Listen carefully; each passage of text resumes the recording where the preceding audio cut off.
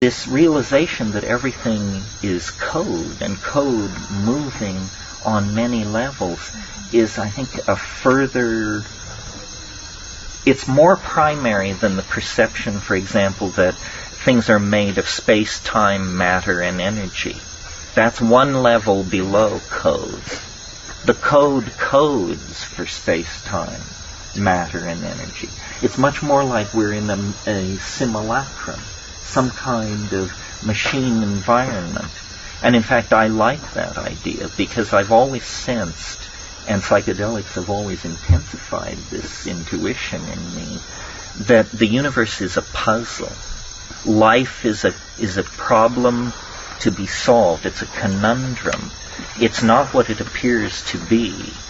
There are doors. There are locks and keys. There are levels.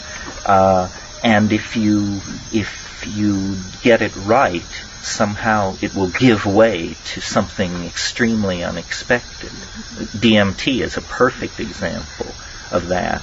And of course, at the molecular level, it literalizes that metaphor. I mean, the DMT is the molecular key, the extraneous object introduced into the front door of the synaptic receptor.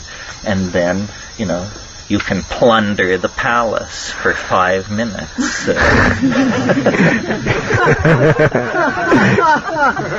Well, if the world is code, then it can be hacked.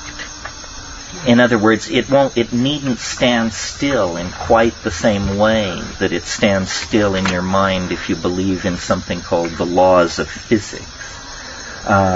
It permits magic because it says behind the laws of physics is a deeper level, and if you can reach that deeper level, you can make changes there.